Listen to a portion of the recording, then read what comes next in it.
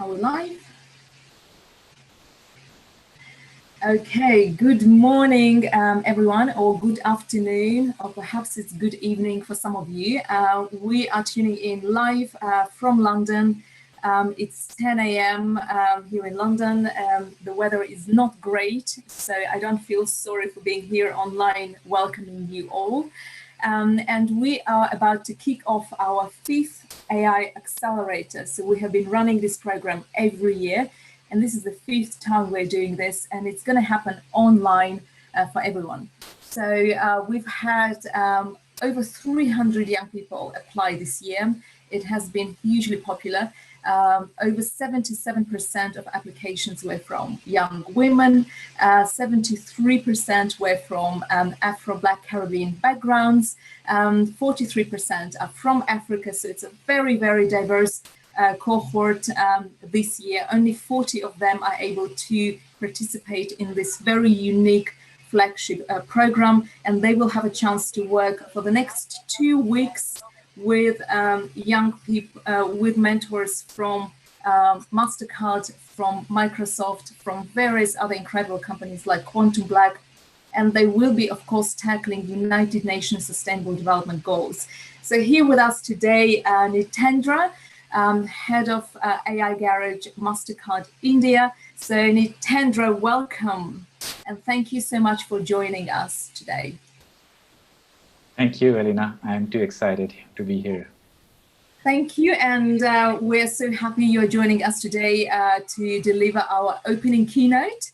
And following this, we will have 4 more speakers to present their challenges. But Nitendra, I'm so glad you're with us, and this is a unique opportunity to address not only the young people who will participate in this cohort, but also young people from across the globe who will be tuning in either live or after this live stream to really hear what you have to say as somebody from MasterCard, somebody who joined MasterCard probably very young as well. And, you know, they're all exploring AI, they're all exploring technologies, and it's only 2 weeks that they have to solve a real problem in the AI for good or AI for impact space. So it's over to you. Thank you so much once again, Elisa. And thanks a lot, actually, for you and everyone who's behind this interesting program on teens in AI. And MasterCard is obviously very happy to support in many different ways. So as Elisa you mentioned, there will be a few people who you will reach out to you. You'll keep bouncing on and off with them. And there is a reason why MasterCard is doing that. It's investing in this program from a people's perspective because you are the future in some sense, and you are the future of the industry. And if you are well informed, if you make the best choices, then businesses like ours and many others will benefit from it. And then why is it important for us to actually be informed, and that too about artificial intelligence? Maybe one of the reasons why some of you are here is that you hear a lot about it in the news, right? It's a hot thing to talk about. But there is much more to this AI than what we see or hear. And the truth is that this is one technology which is actually touching all different aspects of this whole human society. And that is one thing that really excites me the most about artificial intelligence.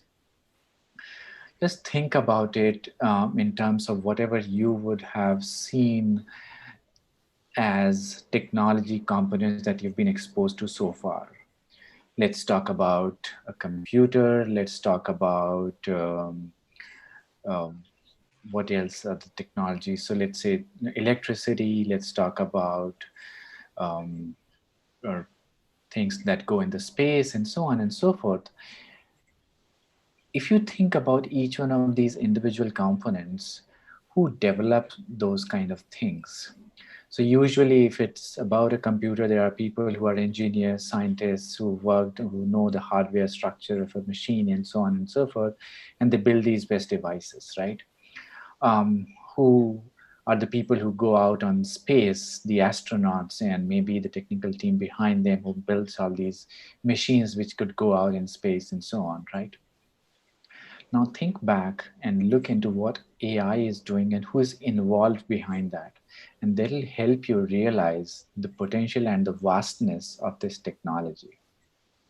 So, how are you exposed to AI? Maybe simple things like Siri, you talk to it and it understands, right? Alexa, and so on and so forth.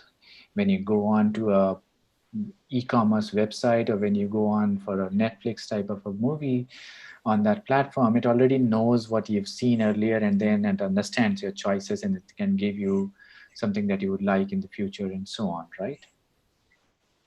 But this is just like the surface. The technology goes very, very deep in here. And I would want you to actually now think about it, how AI is actually starting to work. AI is called AI. Why? Artificial intelligence. And for us, before we go to artificial intelligence, we need to understand what is intelligence. Now, what is intelligence? It actually is the way our brain works. If we understand how our brain works, we can replicate it into machines. And when machines start working the way our brain works, since those machines are artificial, it is called as artificial intelligence, right?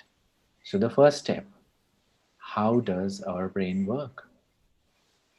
Artificial intelligence is actually taking us back to understand more about our own brain. And the people who actually are behind it are people from the biology background, neuroscientists, right, who understand how the neurons and so on in our brain work. And they kind of explain how what different parts of our brain work. So there is now this understanding. I mean, it's been there for a while, but there's a specific part in the brain which is called as a Thanks, Aaron. Wernicke I area. will send you Oops. a picture of the. I'm so sorry about that. The way our brain works is that there is a specific area in the brain called as a We got it. Oh my goodness, this is not nice. Okay, this should have been the last one. So the way our brain works is that we have an area called Wernicke area, which helps us understand speech and language and perceive it.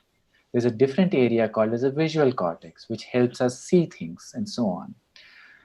Now, when people like us, AI engineers, when we build algorithms that can explain to a system whether this is a male or a female, whether this is a flower or this is a bird, and so on, we try to replicate that visual cortex in a computer.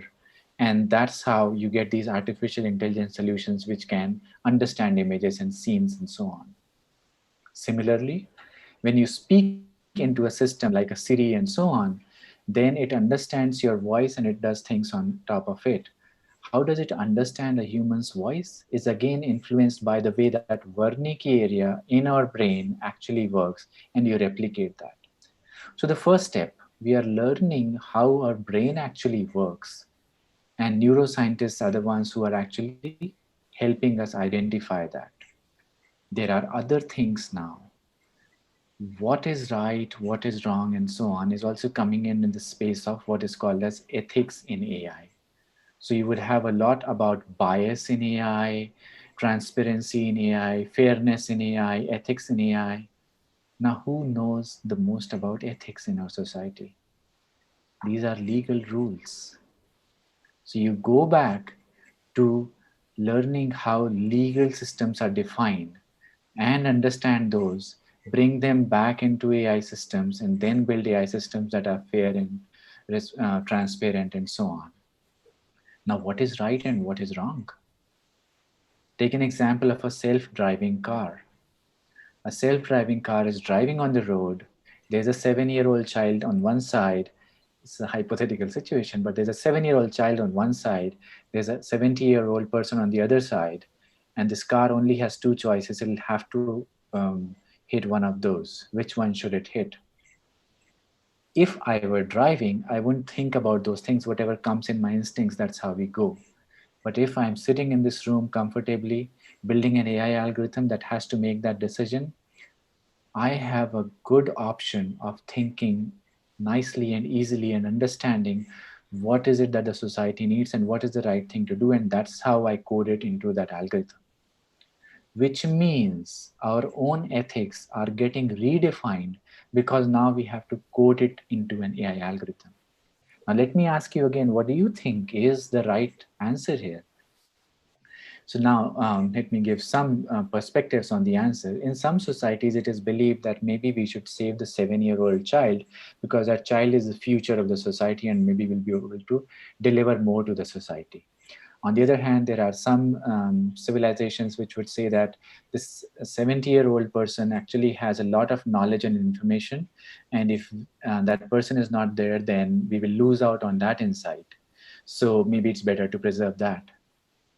I don't want it to get into the debate of it, but these things have started to be discussed because now we are trying to see what is right, and based on that, let me now code it in my AI algorithm. So people in neuroscience are involved because they are getting into our heads and trying to understand how the brain works. People in the legal teams are getting involved to try and see what is right and wrong, and they themselves are questioning what from their own perspective, which they had not thought earlier. Obviously, people in computer science, people who write technology, who write a piece of code and so on, they are definitely involved in this. People in software testing domain or people who write the piece of software, they are redefining the way how AI algorithms can be written and can be tested because AI is not an exact science. When you multiply 17 by 24, all of you will agree that the answer is 408. But when you look at an image and you say, or let's say if you look at my face and you are supposed to guess my emotion, whether I'm happy or sad or excited or whatever, some of you will have one perception, the other of you will have some other perception. Now, if an AI algorithm is giving an output that this person is happy or sad and therefore maybe play some other song, how do you test that? Because the answer could be different. It's not always the same. 17 multiplied by 24 in the AI world is not the same. I mean, the equivalence of 17 by 24. So the whole area of software engineering, the whole area of testing AI solutions and so on is revamping itself because of this technology. So no matter where you go, from people who are involved in building these AI systems, the variety is significantly larger than what you would have seen of any other piece of technology. And what happens when a piece of technology is multidisciplinary, which means you're getting inputs from the best of the psychologists, best of the legal teams, best of the neuroscientists, best of the computer scientists, best of the coders, magic is going to get created definitely in the future. Because, I mean, when something is really fascinating, that's when you need people from very different domains, and it is very broad. Now, let's take 2-3 minutes to talk about what AI is going to do. What kind of solutions is it going to build? And that same story continues that the breadth is significantly large there. So if you look at AI solutions that we talked about, the Alexas and the Siris of the world, or anything that you do on e-commerce, those things are using AI.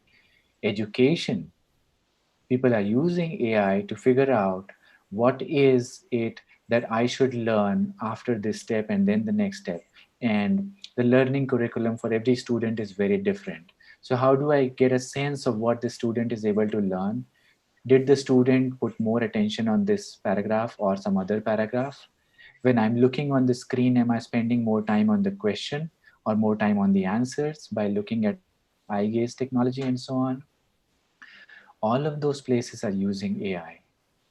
When you go to banks, and that's where MasterCard comes into picture in finance domain, how do you identify who is a good person to provide a loan to give a mortgage, who is a safe person? How do you identify whether this transaction is a fraudulent transaction or this transaction might be used for terrorist activities and so on? just from a transaction, right? Because you have large amounts of data of these people doing transactions, you can figure those things out.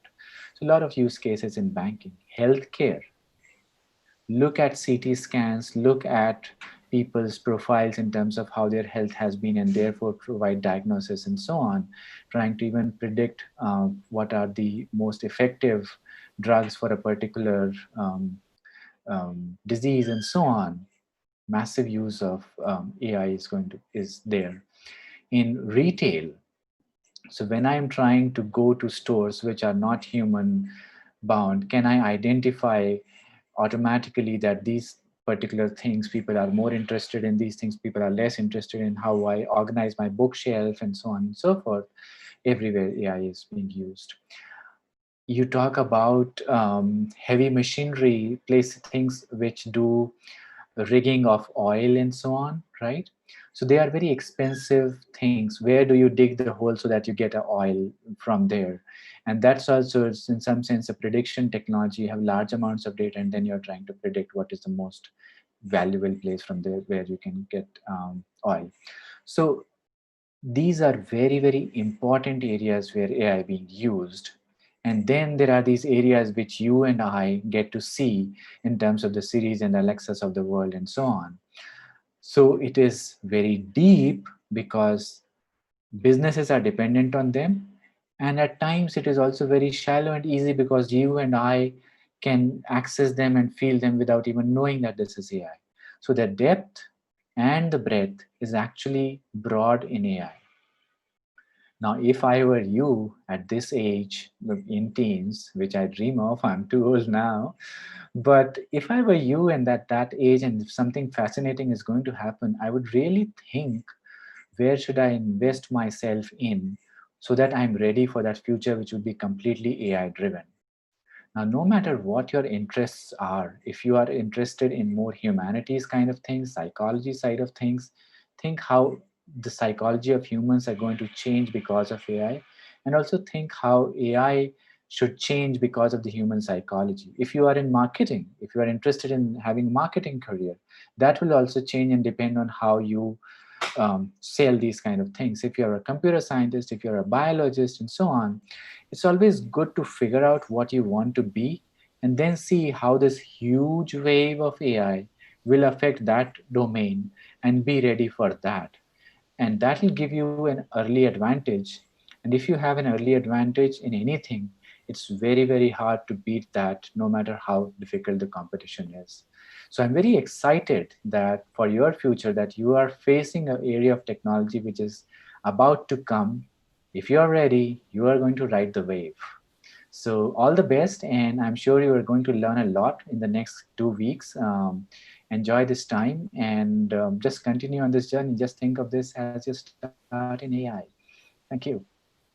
Fantastic. That was brilliant, Hitendra. So before you leave, just what advice would you offer to the young people? Maybe top three tips to all those who are just beginning their journey of exploration into AI for impact. Top three tips from you. Yeah, I think the most important is to get to the right source of understanding AI.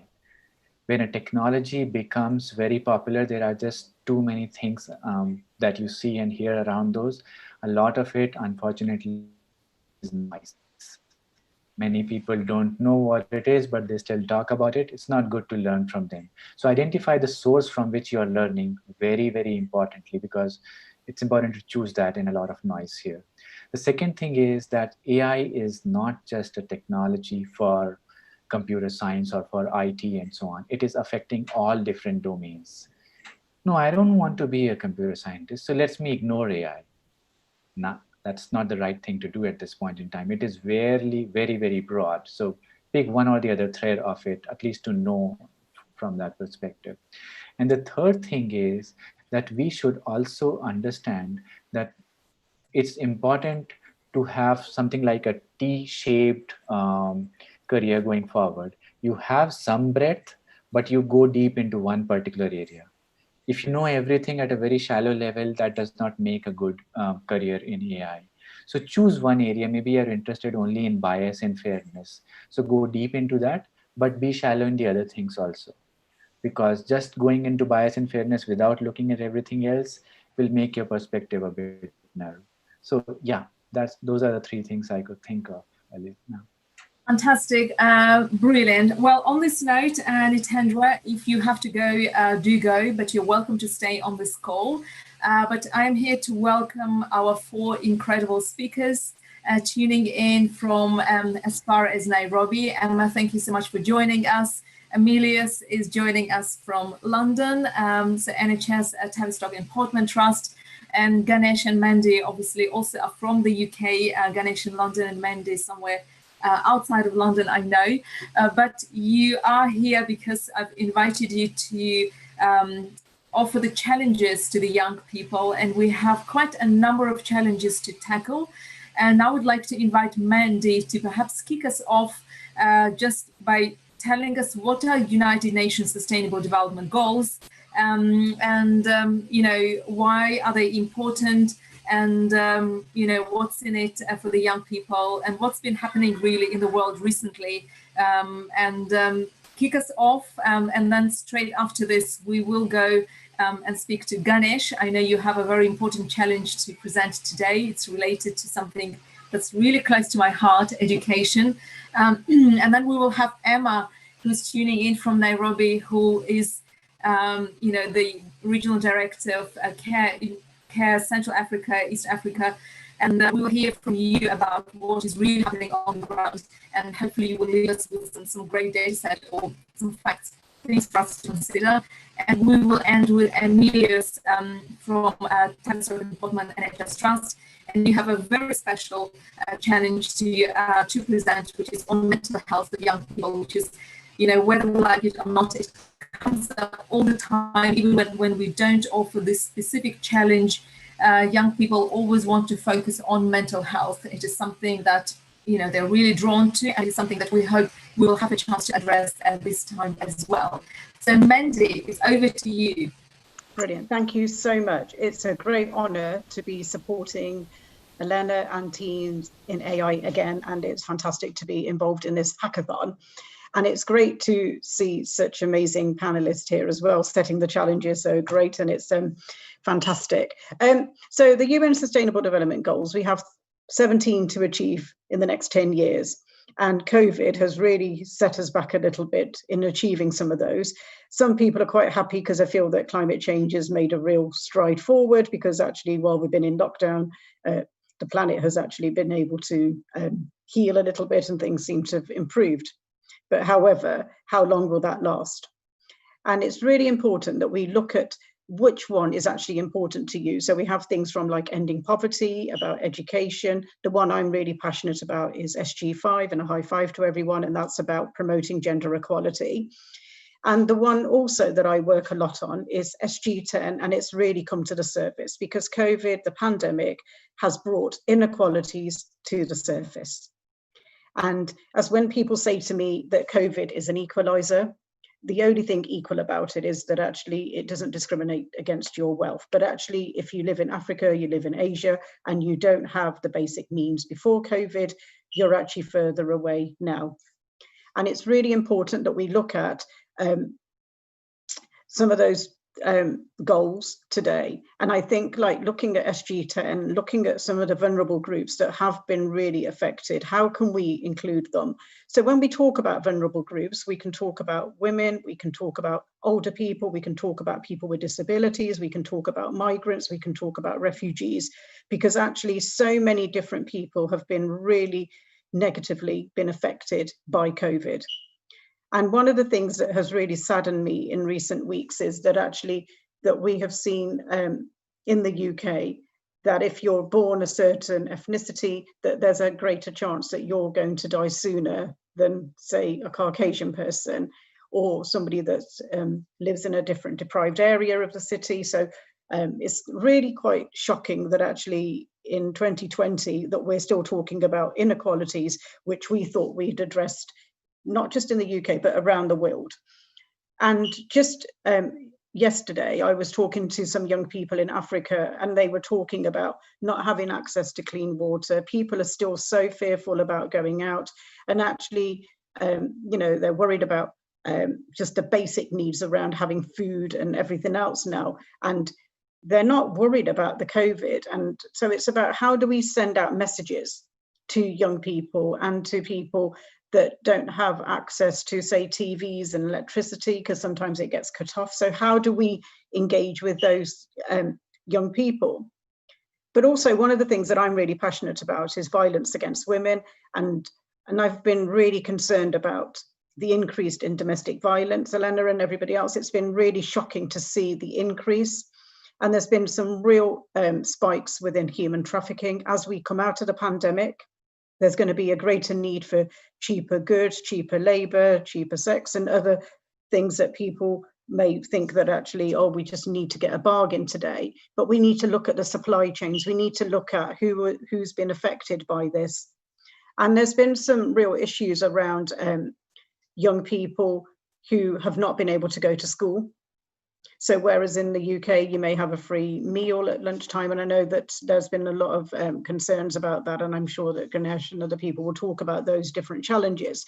But it's about like, how do we move forward? Because a lot of people's mental health has really deteriorated, because actually the lockdown has put people in situations that nobody wanted to be in. But when people don't have access to the internet, they don't have the resources like some of us do.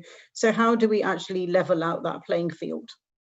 And I know that the UN and everyone else has been really pushing out a lot of messages and raising concerns around, especially around domestic violence. And I know that from Zile is saying that we need to bring people out of the shadows, because actually what's happened is we have ended up driving people into very dangerous situations where they've ended up being locked in at home with their perpetrator, who's emotionally and psychologically, not just physically and sexually, but emotionally. And I think people don't see that, but actually that drip, drip, drip, taking away person's confidence. And when you think if somebody's been at home with somebody for 3-4 months now, without being in touch with the outside world, how do we sort of address those real issues?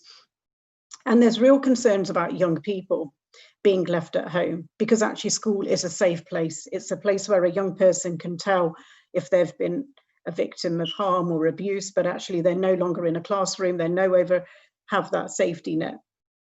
And I've also seen in recent weeks that women in Asia and in Africa sometimes may have a mobile, but actually they have no data on it.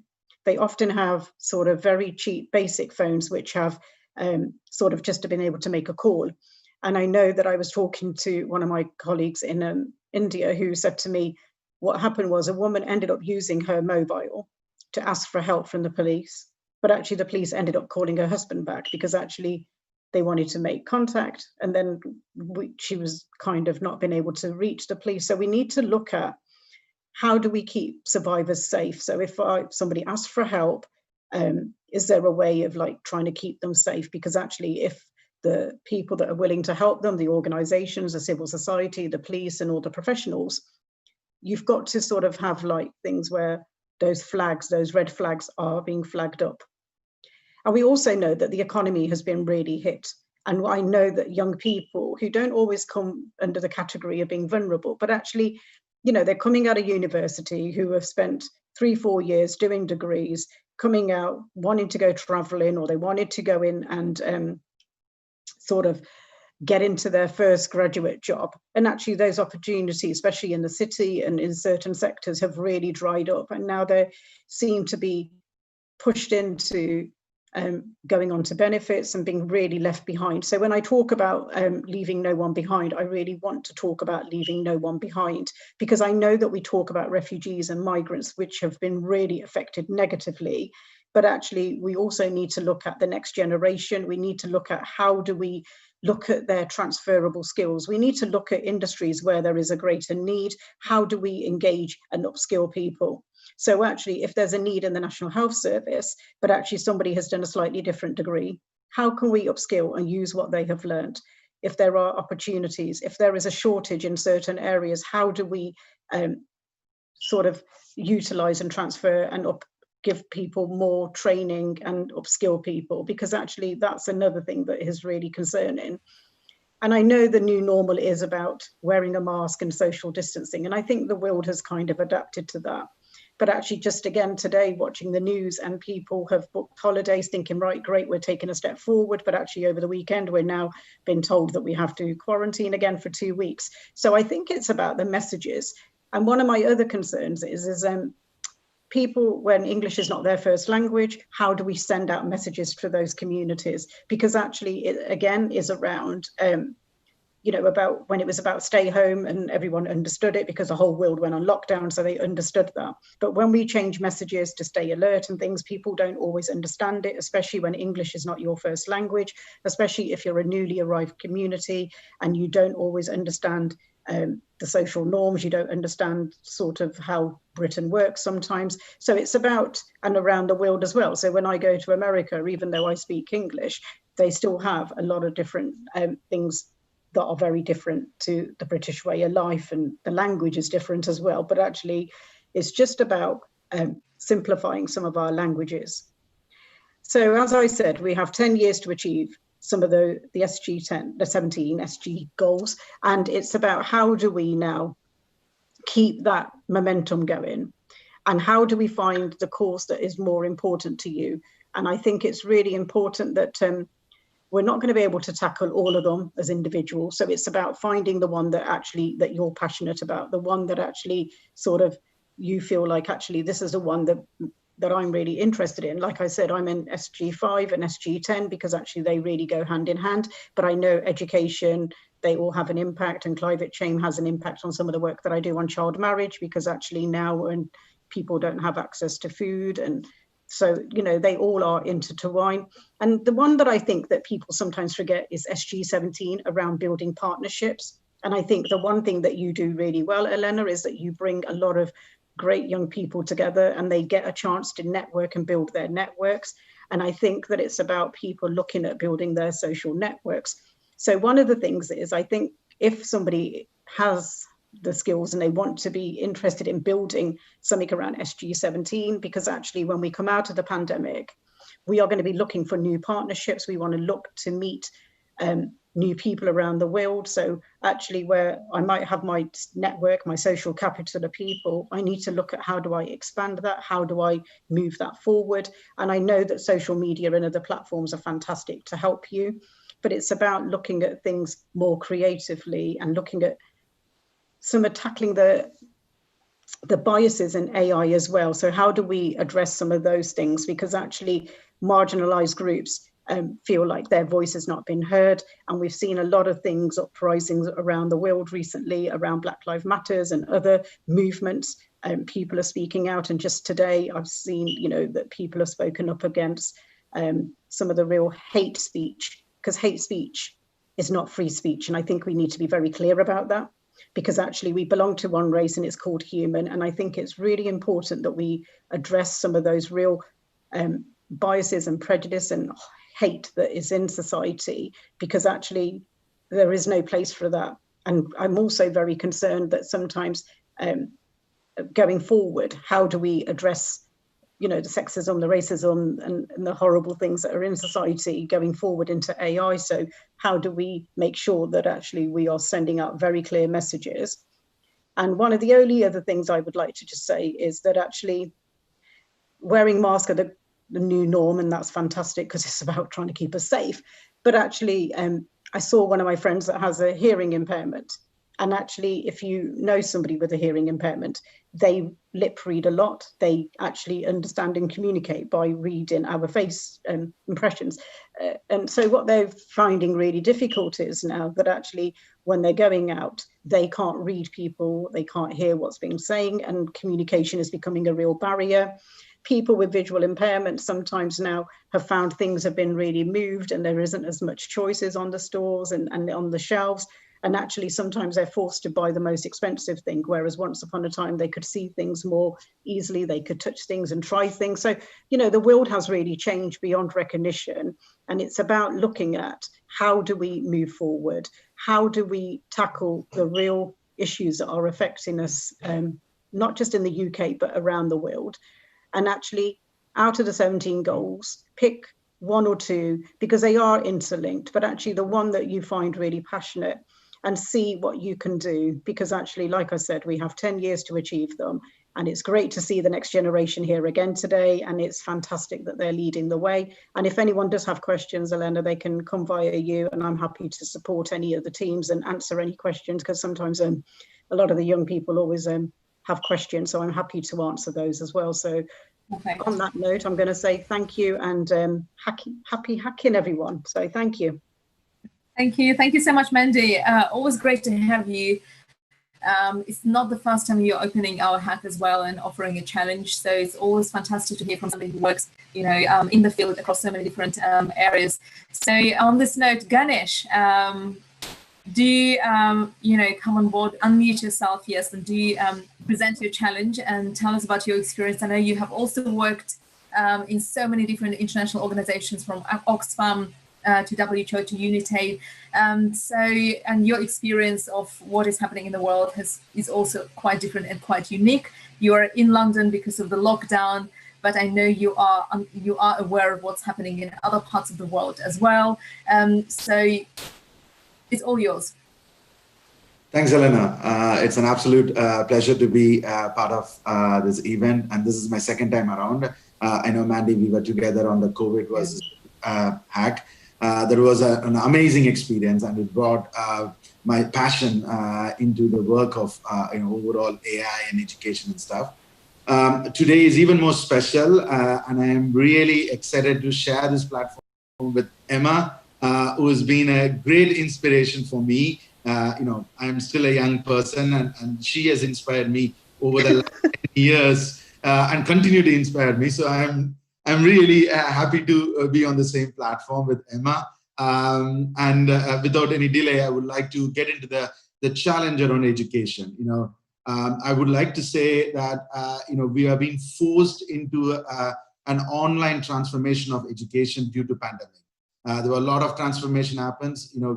We look for transformation in businesses and organizations and in technology, but I have to say, in some ways, in a positive way, we were pushed in terms of the education to move into the online education across every aspect. But having said that, that has brought us a lot of challenges, at various levels. I would like to start with, the challenge around the schools grappling with the online education for the children. All of a sudden, the schools across the world have shut down, and they are coping up. Okay, how are we going to continue the education for the children at all ages? So that's a big challenge for them. Number two, the teachers themselves has to get them equipped to this new modern online tutoring system or a teaching system. As Mandy explained, the classroom is an amazing experience. The old school is a fantastic experience. We all have been through that journey. It's not just about your core subjects, what you learn about your soft skills, you learn your interpersonal skills. There are so much out there you pick up from your school, and that has suddenly changed, and that's impacting on the way how the education is moving forward. So there is a big impact in terms of how the education aspect is taking forward. There are a couple of stories I would like to share, which has touched with me recently. One, a week ago, I'm from India. I'm closely connected. My parents live there. My brother lived there.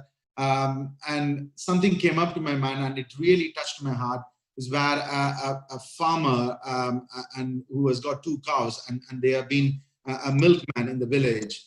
And all of a sudden, that's their main livelihood. Due to COVID, the schools have shut down, and they have to sell both the cows in order for them to buy a smartphone for their children to study. And just imagine, one end, I feel like, how much importance education plays in a society. I was really happy to see a father taking a step to giving to them.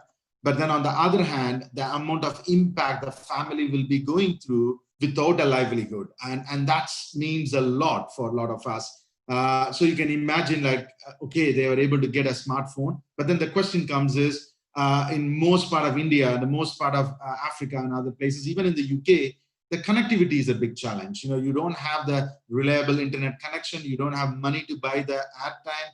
So what happens to that? So while you have got a technology or a smartphone or a tablet, but still there are challenges around how the education is going to go through, able to stay connected online, be able to keep those classes interested. So that's a big challenge what I'm able to see. And we are fortunate, at least I'm fortunate, able to live in London. My kids are able to have an uninterrupted internet support, and they're able to go through. But when I look back how young people will be going through, it's a huge challenge.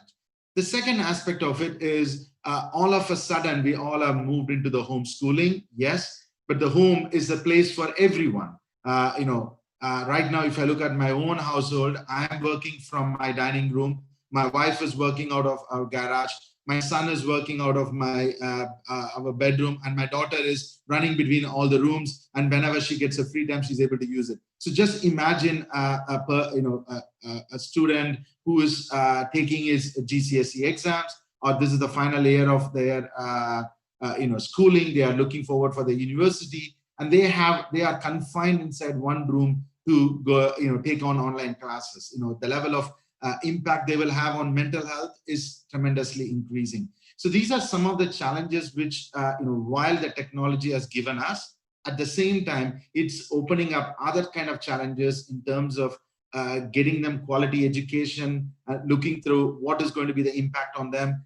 And also in the UK and in many parts of the world, a lot of children get free meals or lunchtime meals at school. And now with the economy going down and a lot of people losing their job, and it's also pushing them in terms of their own livelihood, and kids not able to get a meal while they are attending their schools. So you can look at the challenges in multiple ways.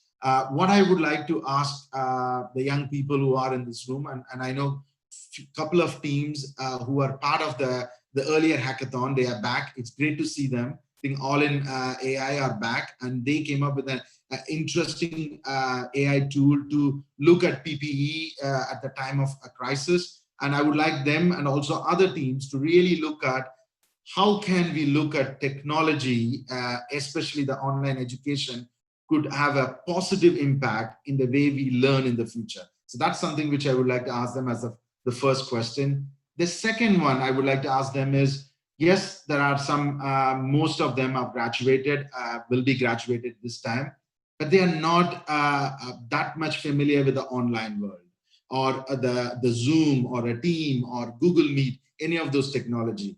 They will be going for their first time interviews, where they are used to meet people and they are able to explain using their body language or the way the actions, they feel comfortable. Now, all of a sudden, they need to get into the online inside the computer and they need to express themselves.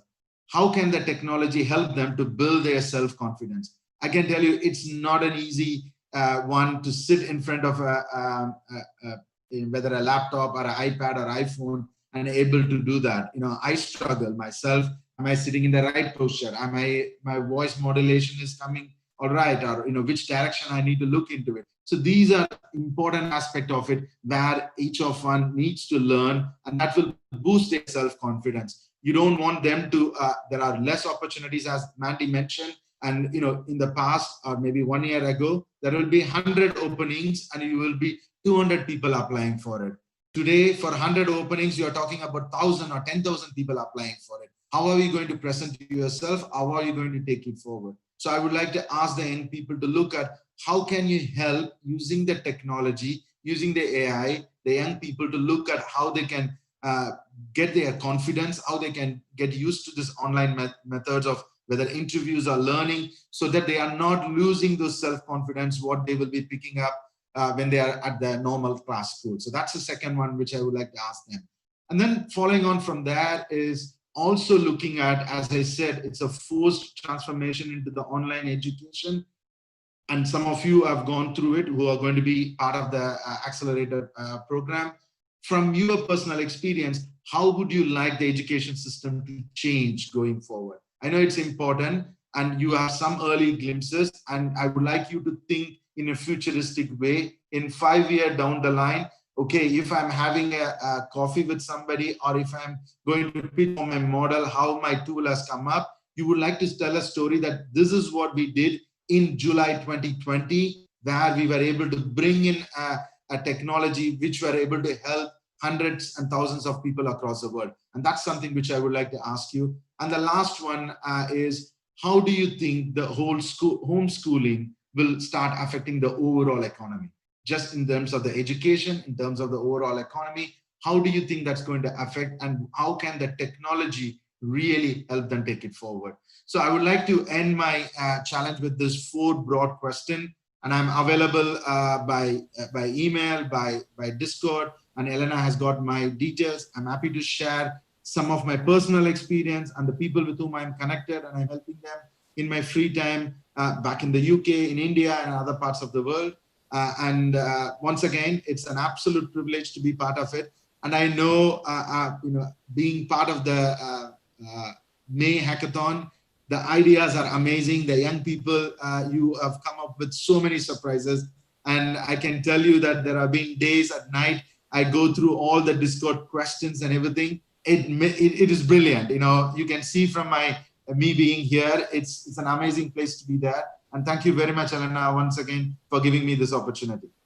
Thank you. So Ganesh is one of those unique and not rare, really, examples of us, having a mentor join us saying, oh, I'm just going to join for 1 day or 2 days. And then he just stays forever, because we have this knack of addicting those mentors, and they just keep coming back, and they just want to help more and more. And it's, something great that they get out of it as well. So we're really grateful, Ganesh. And I know your wife Shubha will be also engaged as a mentor. So it's the whole family engaged in mentoring and your entire network. So this is incredible. So next up we have Emma. Emma, thank you so much for joining us from Nairobi. So it's a real honor to have you. So you are regional director, in CARE International, but really representing Central Africa, East Africa. But you've had such an incredible experience working in Oxfam as well, holding so many different roles. So you have been in the field for a very long time. And right now, I bet what you're experiencing in the field is quite different. And you're having to face additional challenges as well as an organization, but also you're seeing some of the stuff that's happening with women and girls on the ground. Is just incredible, something you probably did not anticipate. Do please unmute yourself and share with us, what it is that you're seeing and how can we possibly help. The young people we have in this cohort also come from Nigeria and from Nairobi. We have such a very diverse, cohort. And they are just looking forward to getting their hands onto some of the challenges that you have got ready for them, and hopefully helping address some of the challenges you're experiencing in Africa as well. So thank you, Emma, for joining us. Well, thank you so much for inviting me. It's so exciting to be here. Really appreciate the opportunity, and also just really glad that so many people have been able to join, and from Nairobi, from Kenya, and from Nigeria as well. And one of the things that's really amazing about life here in East Africa and across the continent is the youth and the capacity and the engagement of young people with technology. And so it's just really exciting that some of them were able to join as well. I've got a little presentation which I'm going to share, and I'll see if I can manage the technology. And I'm not wanting this to be in any way formal, but just sometimes it's easier to see things on the screen. And so here's just a picture from some of the work that we do. This is actually a picture from Somalia.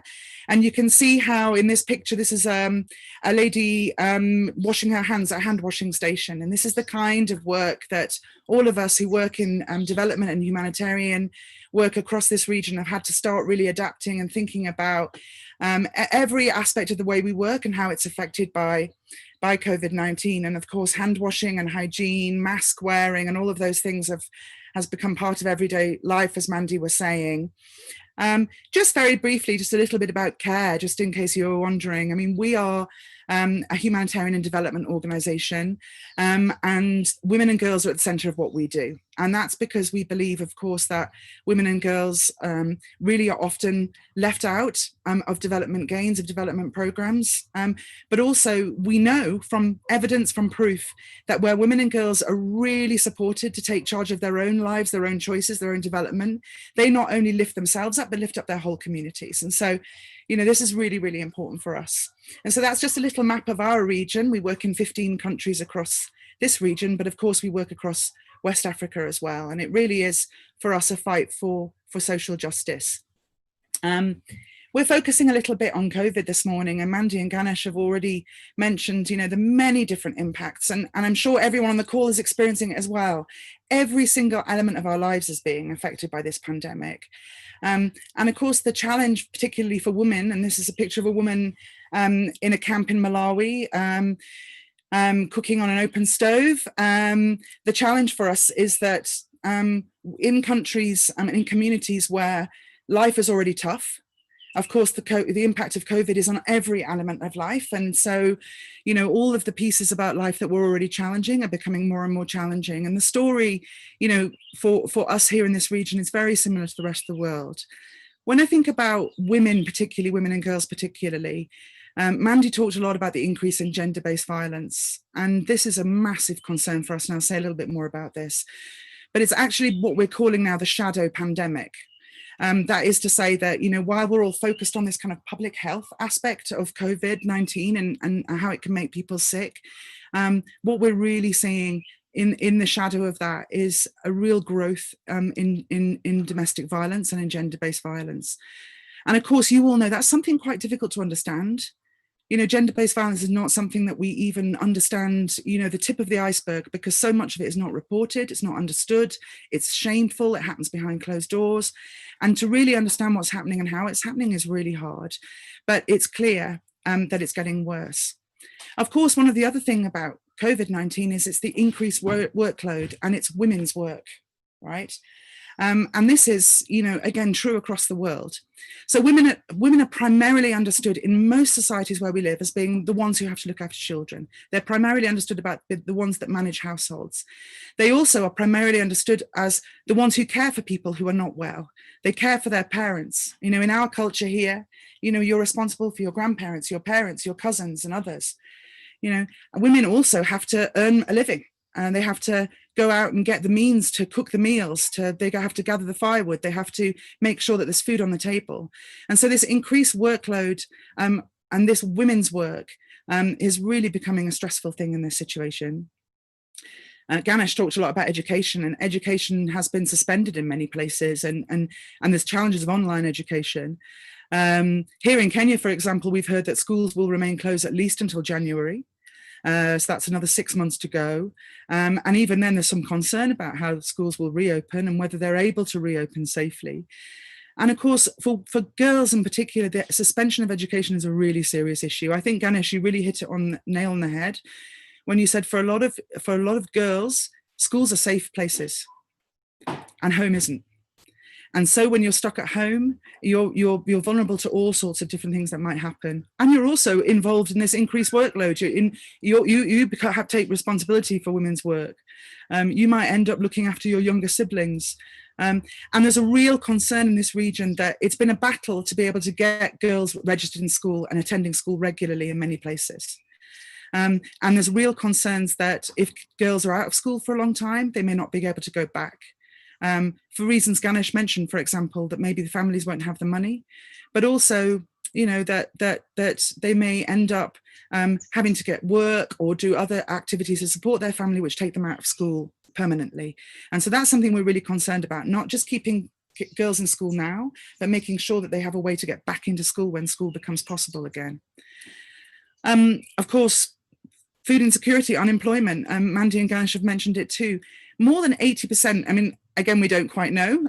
Data in this region is challenging, and that may be one of the challenges I put to you. But at least 80% of people in Kenya, probably more than as many as 90% across the continent, don't work in formal employment. So any kind of social welfare, any measure that might be there to protect their business, things that governments might do, for example, to help businesses survive, they don't reach 90% of the population. Many people in Nairobi have to work every day to get money to pay for food that day. So if you can't get out of the house, or if your work that day isn't available to you, then you may not eat. A good example is so many women are employed in domestic labor, right? So they come and clean people's houses, they come and look after the kids. People are fearing now, I don't want this woman coming into my house, she might bring COVID into my house. So they ask their domestic workers not to come. And of course, how does that domestic worker then feed her own children? She doesn't have $1 that she needs to go and buy the flour and the vegetables to make the evening meal. They're very serious. And of course, the other thing that we talk about when we think about the impacts of COVID is the health impact. Of course, people are going to get sick, but there are also lots of indirect health impacts. We're really concerned, for example, about pregnant women not going to clinics because, you know, they fear, for example, getting infected. And we've seen that again, I think, in places like the UK and the US, that you might not directly have COVID-19, but you might not be able to access health services the way you would have before, because either because you're worried and there's stigma attached and you're fearing catching COVID, you're not quite sure what COVID is going to do to you, you don't know if COVID will hurt you if you're pregnant and so on, but also because the health systems are so overwhelmed that if you do go and try and get assistance, for example, for the kind of care that you need if you are pregnant, or if you're having a baby or in labour and you want to give birth in a clinic, that clinic will not have a bed.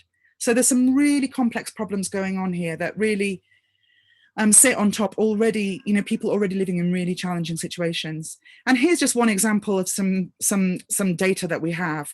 And I say any data around some of these very sensitive topics in this part of the world is not necessarily to be trusted.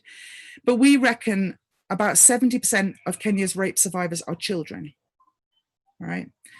And about 380,000 teenage girls will become mothers as a result of this pandemic. We have seen a marked increase in teenage pregnancy already in Kenya. And those are the cases we know about. There's a lot more going on that we don't know about. And that is because girls at home are vulnerable. They're vulnerable to people in their own houses. They're vulnerable to people who might take advantage of them when they leave the house, maybe to go and get water. And they're also vulnerable to other things. For example, we've seen an increase in early marriage in places like Ethiopia, Somalia, and Kenya, because when families are in trouble economically, quite often it looks like a good deal for girls to get married. They might think they're doing the best thing for their girl. Maybe they're going to go and live in a house that has a better situation than theirs. Maybe there's some dowry that will be paid that will help the family. We're also seeing female genital mutilation on the rise. And I know that a lot of you know about what that means, but that's an example where girls go to school, they have a place where they can report to somebody who might listen to them if, for example, their families are planning to take them to be cut. But if you don't have anywhere to go outside the house to tell somebody that you need help, and you think maybe your mum or your dad is planning to take you to have these operations, or be exposed to this female genital mutilation, if you don't have any way of telling anybody, then you have no way to protect yourself, and that's a really serious issue. So here's some of the examples of the things that we're trying to do during this pandemic. And of course, we're adapting all of our work to try to make sure that we're still delivering vital aid. And this picture here is actually a picture of from Ethiopia. And it's a picture at a health center which gives food support and nutritional support to mothers. And so you can see these women standing with their children often here. And you can see the way we have to organize this. Obviously, people can't crowd together, people can't queue up closely. So the community has marked out on the ground where people can stand and queue and be very careful about making sure that people are kept safe. So we really have to think about every single thing that we do and try to make sure that the work we're doing is safe. But there's some additional things that we have to do as part of COVID. And these really are the basis for some of the challenges I want to share with you. First of all, we're really working to try to share accurate information. There's a huge amount of nonsense. And unfortunately, in the communities where we live, where people don't have high educational standards, and where often some people can be, prone to perhaps listening to different kinds of messages. If your neighbor or somebody who's telling you stories about COVID is not telling you accurate information, it can give people really the wrong idea about how you get the disease. And that's a really important thing. There's a huge stigma attached to having COVID-19 in this region. And actually my husband had COVID 2 or 3 weeks ago. It was quite tough. And you know, we're leaders in our community, we're educated people. And he had friends calling him saying things like, who paid you to say you have this? You know, it's a lie. This thing doesn't even exist. So we have a whole people out there who have decided that COVID has somehow been made up in order to, I don't know, extort money from us, or, you know, to make excuses for government performance or whatever it is, right? Really serious. And that's among educated people. Well, obviously we're delivering frontline care. That's a big part of what care does. And we're finding ways to support survivors of gender-based violence. We have big gender-based violence communities. And also hygiene and prevention. But of course, for all the reasons that we're all struggling with life in general, the work that we do is made really hard by COVID, because we have to start working remotely. We can't just go and meet communities and sit with them and talk to women and girls the way we would have done before. And it's creating huge challenges. So if I can work out my technology, how can AI help? Well, one of the interesting things about this continent, of course, and Mandy touched on this, is mobile internet penetration across Africa is really high. And those of you who've been following this stuff know that actually, for example, East Africa has been a world leader and a world adopter of mobile technology, ahead of some other countries in the world. So we know more than 90% of people in Kenya have access in some way to mobile internet. And that's not with a laptop, that's actually on a handset phone. About 90% of people in Nigeria. That is higher than the USA. Right? I mean, it's much, much more advanced here. We use mobile money all the time. We've been using it in Kenya, Ganesh, you'll remember, for like 10 years. I don't carry cash. I pay my taxi. If I get a motorbike lift to go to the market, when I go to the market and get vegetables, I pay using my phone. Nobody, I mean, you know, they look at cash like, and in fact, people feel cash carries disease. You don't even want to touch it, right? Even the government has told us, don't be using money. And we help savings groups, and they organize themselves using mobile phone apps. Here in Nairobi, I can order anything to be delivered to my house. I haven't been to the shop for 6 months. And there's a lot going on there. But I think Mandy made a really important point. There's also quite a big gender gap in usage. And we know from statistics that women have a lot less access than men. Language can be an issue. Affording to buy data can be an issue, and not forgetting that not all women even control their phones. So even if a woman has a smartphone, she may not be able to keep secrets on that smartphone very easily, right? And that's something that's really important to remember. So, you know, we're pretty cool with tech here in East Africa, and I'm sure that any Kenyan colleagues who are on the call will know that. You know, but so that gives a real opportunity. And I think that we can, you know, really use your help with some key challenges. Some of the things we've been thinking about, we talked about violence, all different kinds of violence, whether, you know, we consider violence not to be just about, I say just, but not to be just about violence that might be exposed to in the home. But as Mandy said, violence comes in many forms. Early marriage, for example, is a form of violence. How can we offer ways for vulnerable women and girls to get help if they are at risk of violence, or if they anticipate that something bad is going to happen to them? If I think maybe my parents are planning to marry me off. How can we use technology to offer better information about COVID, to let me know what's going on, how I can catch it, how I can prevent it, where I can get services, to reduce some of the stigma around this pandemic? How can we use technology to help women earn a living safely? To help community groups stay in touch with each other? Ganesh has talked about accessing education, and even to find ways to collect accurate information about the situation. There's virtually no testing, no capacity to test COVID in this region. But we do know things are happening. I mean, are there ways that we can help communities even report where they see people getting sick or dying from this disease so that we can fully understand the impacts? So lots of challenges there, but I'm very, very excited that I think that the kind of conversations that you're going to be having over the next 2 weeks can really help us get to some of this stuff. I'm around, I'm online, little bit of a time difference, but that can be worked out. And I've also got a fantastic colleague called Wanja Kabuki, who also works a lot on technology here in the region, and who would also love to help any group that wants to talk more about these issues and challenges. So thank you so much again for inviting me to be part of this conversation. Good luck, and really hoping that we can work together to really make a difference for women and girls in this situation. Thank you. Fantastic. Emma, I'm so grateful you've had a chance to come online and present this. It's just incredible, you know, the volume of challenges, and the situation is not getting better. And I really do hope young people will be touched by everything you've said, and will try and tackle. And as Mandy also said, there is an intersection of so many different challenges. It doesn't have to be one, but you know, they could become several at the same time.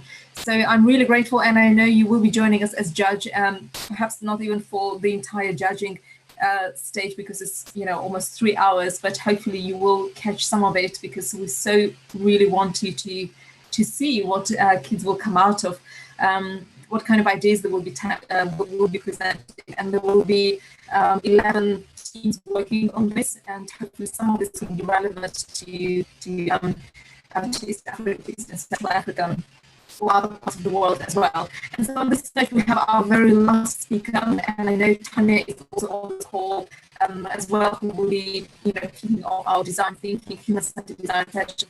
But before we hear from Tanya, Amelia, thank you for joining us. Hi there. On this call. So you're joining us from Tavistock and Portman NHS Trust.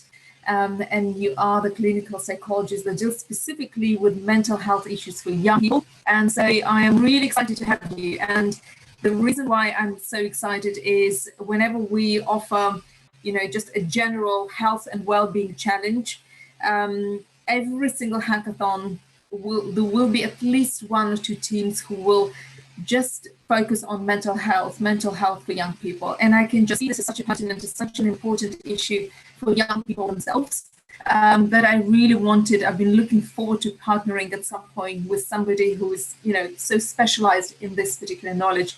And I know we have several mentors in Discord channel that you have kindly offered to help us. We're really grateful, and we will be making the most of your expertise during the next few days, because we really would love to get to the bottom and hopefully offer something of value to NHS. So this partnership is something that's very, very important to us, and let's hope something wonderful will come out of this. So Amelia, thank you, and it's all yours. Do present your challenge. Thank you. Thank you so much, Elena. This is absolutely amazing. I think I've been watching and listening to you and all the speakers, and I've had in mind all the young people who are watching this as well, who are on this program. It's been absolutely fantastic, and I'm really excited to be here. Last year, I came across Teens in AI for the first time, and I bumped into Elena and the group and watched young people talking about their AI projects at the CogX conference. And I was like, I really want to work with those people. I really want some of the young people that I work with in mental well-being to have an opportunity to do this as well. And absolutely putting children's mental well-being at the forefront of the challenges, and giving young people an opportunity to try and think differently, think of ways that we haven't thought about, and using technology to try and overcome some of the difficulties that we're working with. I'm going to share a little presentation that I've made as well. Let me just try and do this. So yeah, let's go. Okay, can everyone see that? Just nod, a couple of people. Yeah, brilliant. Okay, so yeah, that's me. I'm Emilios Levmaniotis. I'm a child psychiatrist at the Tavistock and Portman, and I'm going to start off with a bit about me and just give you an understanding of where I come from and what my ideas are and what's shaped me to want to do this kind of work. So I think it starts long ago when I was a child, and I came across a book, and it was about the power of the mind. And it was a book that had been written about 100 years ago. And even then, people were talking about how you can use the power of your mind to help yourself and to develop yourself and make things better in your world. And I thought that was absolutely fantastic when I was around 6 or 7. And that made me become interested in mental health and mental well-being. And as I got older, I had my own experiences of family and friends who had their own mental health difficulties and my own. And that made me want to do something for the world and mental health in particular, and understand people's minds, as well as wanting to change and make things better globally. I feel all the speakers that have been talking today have kind of reminded me of when I was younger and wanted to make things better, really wanted to help make that world that we were going to be in, that I was going to be in, that little bit better, if I could make a bit of a difference. And so from then I chose to study, I was going to study psychology, but I ended up studying medicine. And I knew back then that I wanted to be a psychiatrist. And one of the things that I really learned and was really important for me in terms of helping people with mental health difficulties was it's not about being able to do these things on your own. You really need to harness the power of many people and other people. And so that's why with mental health, we have so many different ways of trying to approach it, because everybody's different. And sometimes we need to work at the difficulty or at the problem together. And just going back to what Tendra was saying about artificial intelligence, I think artificial intelligence is actually group intelligence. What we're actually harnessing is the power of everybody and everybody's mind and everybody's thinking and everybody's data. And we're pooling that information together using technology to make things better, to create software that can take us that step forward. And that's why this is really exciting today, because we've got the opportunity, and the young people in our groups have got the opportunity to use technology and all that learning and all that data that's out there to try and make things a little bit better. So, what was children's mental health like before COVID? Let's have a look. Sorry to say, I think there was a mental health crisis. We all were recognizing this in our profession, in teachers, schools, parents, youth workers. We understood that there was a mental health crisis. This wasn't just in the UK, although the UK is very representative. I think this was happening across the world. 1 in 8 5 to 19-year-olds had at least one mental health disorder. That is a massive statistic. 1 in 8 of your classmates is likely to have a mental health disorder. And only 30% of those people, only 30% of those children were receiving the care they needed. And these are our own statistics. This is England. This is a country that is so wealthy and is so advanced. And these were the statistics that we've got. So what's going on? Well, we've got issues to do with resources, and we've got issues that are making our young people not feel well. And so children's mental health post-COVID is likely to be even more affected because of the things that people have already been talking about. Loss of education, lack of physical activity because we've had to stay at home, food insecurity and obesity. These are problems that are affecting everybody. The economic impact of not working, of the economy on families and their ability to bring money in, and the massive issues of diversity and equality that have emerged. They've been there already, they've been there for years, and now they're coming to the forefront. It's an amazing moment that we're able to look at ourselves and see all these difficulties, talk about all these difficulties, and try and do something different. So what do you think the professionals are doing? Well, so I'm a doctor, I'm a child psychiatrist, I work at the Tavistock and Portman NHS Trust, and we have a history of trying to develop the best things for young people in our area where we work, which is North London, but also try and develop new ideas and new concepts that can help kids and young people and families across the world.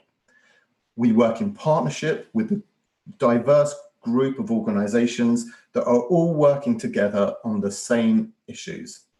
And one of the things that we've created is the idea of thrive and thriving. And thriving is about helping young people be and do the best they can be and do the best they can. And Thrive is the program that we've pulled together that is helping young people and professionals to do that. I'm going to show you a short animation.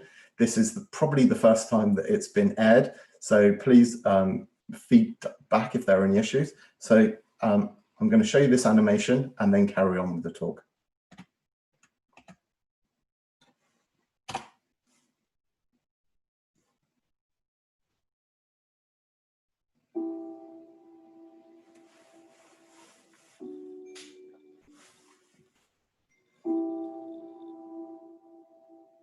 Most children and young people thrive emotionally, even with the ups and downs of life, with the support of their parents and carers, brothers, sisters, friends, and other important adults in their lives.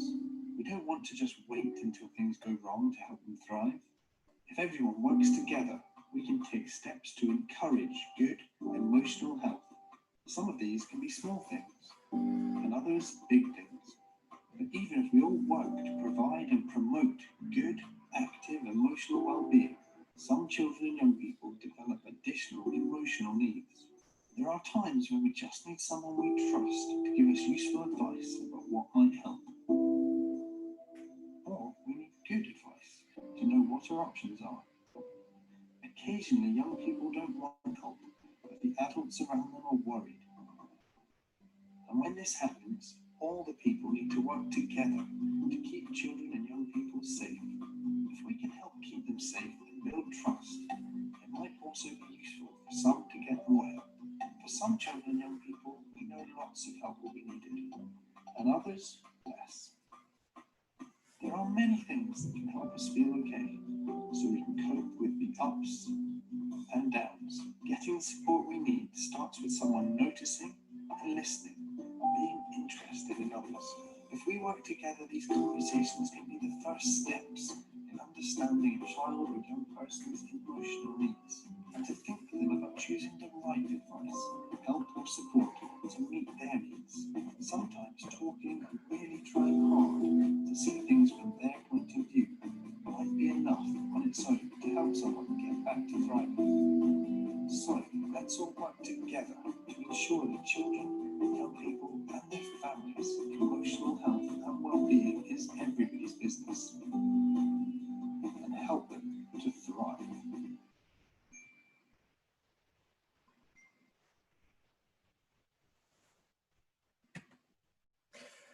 Brilliant. Thank you for watching that. So this leads me to our challenge. Can we use tech to help young people thrive? Can you yourselves as young people who either may have friends who've experienced mental health difficulties, you yourselves might have experienced mental health difficulties, can we work together for the next 2 weeks to see how tech can help young people thrive? And I want to give you just one example of how this can work. How do we know that young people are thriving? When we work in mental well-being, that is a really important question for us. How do we know that the young people out there might need our service or our support? How do we know that the young people that come to us need a particular kind of help or another kind of help? How do we know that after a piece of work or support with us that they've actually improved? How do we know these things? Well, at the moment we're using questionnaires, and the feedback that we get from the young people is that they don't like filling in questionnaires. They want to be able to let us know in other ways that they are doing well. So what can tech do to help us with this? How can tech help us understand the insides of someone's mind, how their heart is feeling, how their body is feeling, and how all these things might be coming together? And that is just one question. There might be other questions that you think of. For example, could there be a chatbot that helps kids talk to their parents? Could we find other ways of transferring children from one service to another that might have slightly less demand, or go from one place where there's higher demand to be treated in their school, for example, where their teachers might be able to support them? There are going to be many questions that come out of this, and we'd like to support you to try and work through them. The opportunity is here. At the moment, we at the Tavistock with our partners, are working to create a new young people's mental well-being website.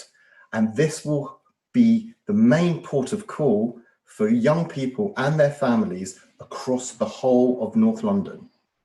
And if it's something that works well in North London, we may be able to take it elsewhere, either around the UK or even around the globe. So the products that you create, the ideas that you generate, might be able to have a life and be actually used on this website. So thank you, everybody. And I just want to say this is an amazing opportunity. I'm so glad to be here, and I'm so glad to be part of it with my team, Lucy and Laura and Freddie, who are hopefully here today, watching on YouTube. We're really excited, and we really want to be part of this with you. So thank you. And thank you, Eleanor, and everyone on the panel. Oh, brilliant. I am so happy you have joined us, and I just can't wait to see what will happen and the kind of solutions kids will come up with. But before we talk about solutions, we have to go through this very which will take quite a few days, but it's a very important exercise, and it's called design thinking, human-centered design, and it's all about being empathetic and empathize with the users, with those whose pain point we will be addressing. And I'm so delighted Tanya Ahmed is joining us.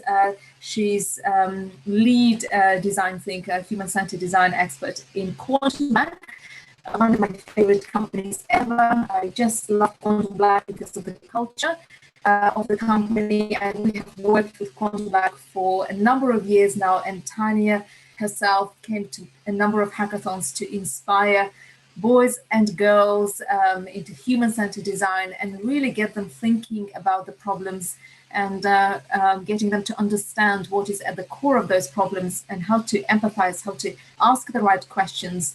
Because if anything, I feel, in this country and just generally in education system, there is that thinking skills gap, and I feel design thinking is able to address those. So Tanya, welcome. Tell us about yourself. Tell us, what are we going to do over the next, 2 or 3 days? We are not going to be touching code. We will not be coding or doing anything at all with AI or software engineering. We are going to be really focused on a specific process inspired by Google Sprints, and you will be leading this with Hamza, who I hope he is on the call. I will admit him as well. And I am just looking forward to seeing what will happen, because the result of this hackathon really depends on your process, on that process that you will be leading. And it's at the very core of everything we do. So welcome, Tanya. Hello everyone. It's wonderful to be here. I was just thinking back, like when I first started attending the hackathons. I think it's been 1.5 years, possibly, maybe even longer. I'm not sure. But yes, I've been to several hackathons and presented the design thinking session at the hackathons. And then over the years, it's been very, very exciting to always come back, and it's always exciting to see what the students are able to come up with. Hence I'm back, and I'm staying, really. So I think, just a little bit about me as well. I am a user experience designer and have been working in various consultancies across London for the last almost 15 years. Places like IBM as well, but I also worked at Center for HCI Design as a researcher as well, so I have a little bit of a research background, but essentially I've been working with a lot of consultancies, designing for very, very complex domains and challenges, and I think we have some great challenges to address here, and they're all they're thorny, big problems.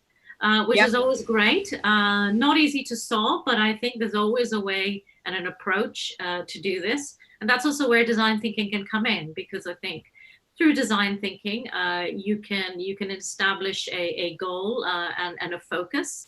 And if you're really understanding human needs, the needs of those that we are designing for, then you can come up with really simple solutions and very targeted solutions to very specific problems. So I think this is very exciting. And essentially, design thinking is a framework. It's a methodology, and it's basically how designers have been working for forever, I would say. And essentially, design thinking, is something that came out of the Stanford D School and was shared by IDEO as well. So if any of you ever want to look up IDEO, they've obviously also had the framework and made it widely available to organizations and to people to solve these kinds of problems. And then it's also been used by businesses across different companies like IBM, etc., Microsoft. All the big players and consultancies have also understood the value of design thinking and have started to infuse design thinking across the organization. And the central idea with design thinking is the fact that it's designers are not the only ones who can practice design thinking. We all have the ability to solve creatively. We're all creative. We all have the ability to solve problems. All we need is a methodology and an approach. And with design thinking, there are kind of two really important aspects, I feel. The first one is really solving a real problem that your users have. And I often don't like to say users, because I think saying humans and the actual people is again a lot more empathetic, because users just falls under like a bucket of and you don't kind of empathize with who the user is. So if you really think about specifically who you're designing for, that really helps. And then the other point in design thinking, which is great, is you kind of start small and you iterate, you test, you build something quite quickly, very low fidelity, you test it, and then you keep iterating, and that's how you build a much better solution. Hence, we are not coding and we're building something polished in the first week. What we're doing in the first week is really, first of all, thinking about today the challenge that we want to explore. Tomorrow then is focused on user research. So let's really explore the challenge, and then let's explore who we're designing it for. How is it going to add value? Is it a real problem as well? Maybe we need to pivot. Maybe the problem is something else. And so it's all about that. Then we'll start with concepting in day 3, producing kind of initial concepts and ideas about the challenge. And then we'll prototype in day 4, which also, again, needs a little bit of focus, because you need to think about why you're prototyping. You're prototyping to test a solution, a very first solution with your end users. And then day 5 is you will be testing that solution and then learning from it and feeding it back into your design. And then that's an iterative loop, which you can follow even the following week as you start to build in higher fidelity. So hence the 5 days. It may feel like a lot, but actually you'll be working 3-4 hours of the day. In any case, it's not a full day. And actually it'll give you all a bit of time to focus on the task in piecemeal and in steps, because that also helps. Otherwise, it can be quite a daunting thing to solve. If you think about day 5 now, it's far too daunting. You need to start with the challenge first and the problem statement, then the users, and then the concepts and the prototypes. Yeah. Fantastic. Yes, thank you so much. That was a very great, very good, overview of the plan of what we will have. Thank you, Tanya, for that. So I can see everyone is already joining, and that means it's time to end our live stream and really dive into the work. So we will be at it until about 12:30 or maybe a bit later. We may have a working lunch today, we will see.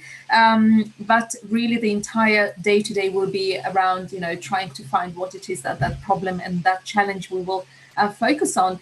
So on this note, we are going to end this live stream, and we will reconvene here on YouTube at 5 o'clock BST, when you will hear from 2 incredibly inspiring speakers, and we will be doing this every day for the next 2 weeks, tuning in at 5 p.m. BST. So if you are following us as a parent, as a participant, as a young person, or anyone from the industry, and want to be inspired by industry experts in AI, data science, and just incredible people doing doing fundamental stuff with AI and in the AI for Good space. Do join us every day at 5 o'clock, and these talks will be streamed live on YouTube. So thank you for joining us today, and see you later. So we can end the stream, and